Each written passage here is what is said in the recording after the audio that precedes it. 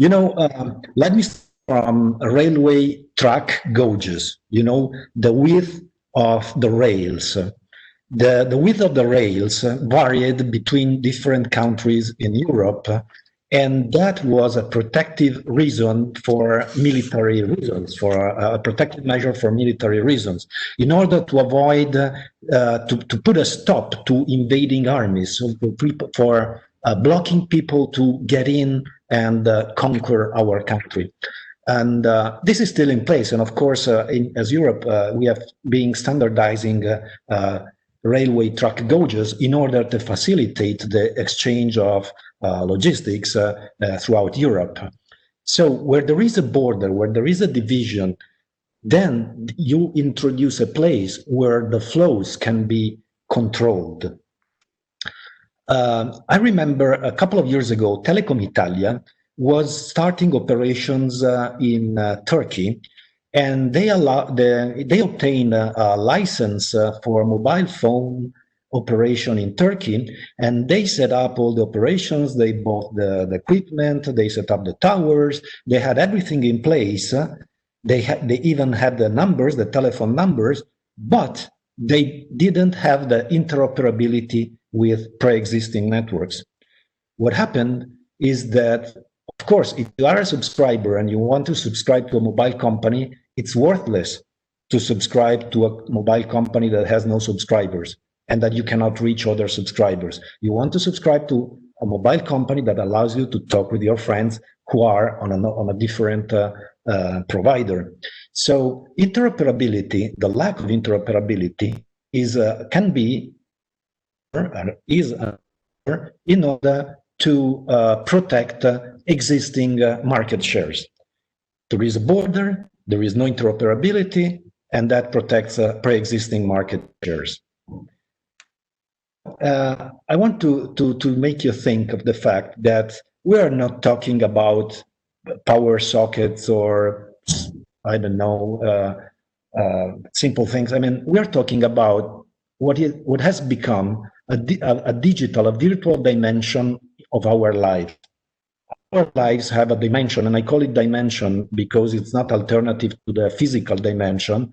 It's like length is not alternative to depth. They both coexist. We all have a physical dimension and a digital dimension where we act, behave, where we interact with people, we do social interaction, economic interactions, etc. Now, we tend to think about computers, about electronics as enablers for us to access this digital dimension of ours. But there is this border, and this border is tightly controlled, and being controlled, this company, I don't like to call them platforms, because platforms, in my idea, is neutral. It doesn't convey the idea that there is a border and somebody controls the border. I like to talk about intermediaries. So we have now intermediaries who often exact a toll of our interactions. They allure and they attract consumers thanks to good product, good design, good innovations, etc. And once the users are on these intermediary systems, they tend to lock users in by different measure. We find it extremely difficult to switch from one system, from one intermediary to another. Competition is not a click away like it was told many years ago. We now understand that if we want to relocate all our email, all our pictures, all our movies, etc., it's a nightmare, and we rather don't do it because it's too costly. Okay, so thanks to network effects and lock-in, these intermediaries tend to consolidate their position, and controlling the border, like the different track gauges, they can control the flow of users. This limits somehow it justifies the valuation of these companies by the financial markets, because once you reach a world domination in one segment and you have this control of the border, it's very unlikely that somebody will effectively be able to effectively challenge that position. And then another effect is that competition is no longer in the market, happens no longer in the market, but happens for the market. So once you reach world domination, it's done. I mean, you can exact a toll on a monopolistic rent. I agree. I think that choices should be made by consumers and not be induced or forced to consumers by the intermediaries. I don't agree with what Hendrik said about the partial or full interoperability. It's like being partially pregnant.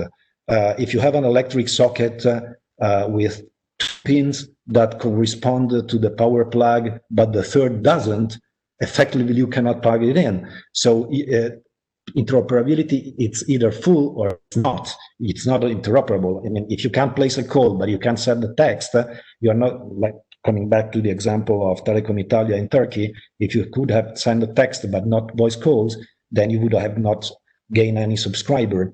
I don't think that, I think that it's wrong to talk about the system calls made by applications to the operating system as to regard that function, which is normal computer science thing, interoperability.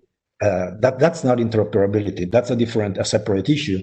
That's system calls to the operating system. And we could have a debate on the fact that the environment is closed or open, and but that's a separate thing with respect to what you are talking today. So the interoperability between services online. Well, I think I agree with Christoph in the end that interoperability is key to foster competition and to enable competition in the market as well as for the market, also in the market, and that we should leave the choice in the hand of the consumers, not being forced or induced by intermediaries. And I think that an interoperability mandate in the DSA could be a very good start. It is a needed start.